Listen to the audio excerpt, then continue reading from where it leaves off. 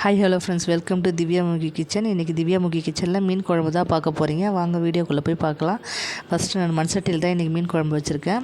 சட்டி வச்சுட்டு எண்ணெய் ஊற்றி ஒரு அரை ஸ்பூன் வெந்தயம் போட்டுட்டு வடகம் போட்டுக்கணும் ஃப்ரெண்ட்ஸ். வடகம் போட்டதுக்கப்புறமா ஒரு பச்சை மிளகா, வெங்காயம் ஒரு 2, தக்காளி மட்டும் ஒன்றே.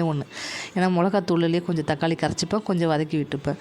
அது மாதிரி என்னோடய சைடில் சிம்பிளாக செஞ்சு கட்டியிருக்கேன். இந்த வீடியோ உங்களுக்கு பிடிக்கும்னு நினைக்கிறேன். வெங்காய தக்காளி நல்லா வதங்கினதுக்கப்புறமா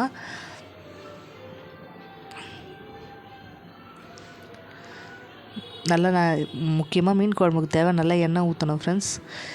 அதுக்கப்புறமா கொஞ்சம் ஒரு பிஞ்ச் மஞ்சத்தூள், கொஞ்சம் காரத்தூள் போட்டு அதையும் நம்ம அந்த எண்ணெயோடவே சேர்த்து இது பண்ணிக்கலாம், வதக்கி விட்டுப்போம். வதக்கி விட்டுக்கிறதுமா கரைச்சி வச்சுருக்க புளி கரைச்சல், மிளகாத்தூள், பூண்டு தட்டி போட்டு தக்காளி பழம் கரைச்சி வச்சுருக்கேன், அதையும் அதனோட சேர்த்துக்கலாம். மொத்தம் ஒரு 2 தக்காளி பழம் சேர்த்துருக்கேன் ஃப்ரெண்ட்ஸ். குழம்பு ஊற்றி தாளித்து விட்டுட்டு தட்டு போட்டு மூடி வச்சுப்போம். மீன் குழம்பு நல்லா கொதி வரட்டும். அதுக்குள்ளே மீனெல்லாம் கழுவி க்ளீன் பண்ணி எடுத்துகிட்டு வந்துடுவோம்.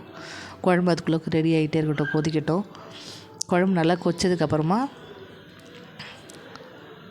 அந்த மிளகாத்தூள் ஸ்மெல்லாம் போனதுக்கப்புறம் மாங்காவும் மீனும் போட்டு இறக்கிட்டால் என்னோடய ஸ்டைல் மீன் குழம்பு ரெடி ஆகிடுச்சு ஃப்ரெண்ட்ஸ். இந்த வீடியோ உங்களுக்கு பிடிச்சிருந்தா சின்ன ஒரு லைக் கொடுங்க. யாருக்கெல்லாம் மீன் குழம்பு பிடிக்குமோ, அதுவும் மண் சட்டியில் வச்சு சாப்பிட்றது ரொம்ப பிடிக்குமோ அவங்க ரொம்ப சின்ன ஒரு லைக் கொடுங்க. அப்போ தான் எனக்கு ஒரு மோட்டிவேஷனாக இருக்கும். இந்த வீடியோ பிடிச்சிருக்குன்னு நினைக்கிறேன். மறக்காமல் திவ்யாமுகி கிச்சனை சப்ஸ்கிரைப் பண்ணிட்டு பெல் ஐக்கானை கிளிக் பண்ணுங்கள். தேங்க்யூ ஃபார் வாட்சிங். பாய்.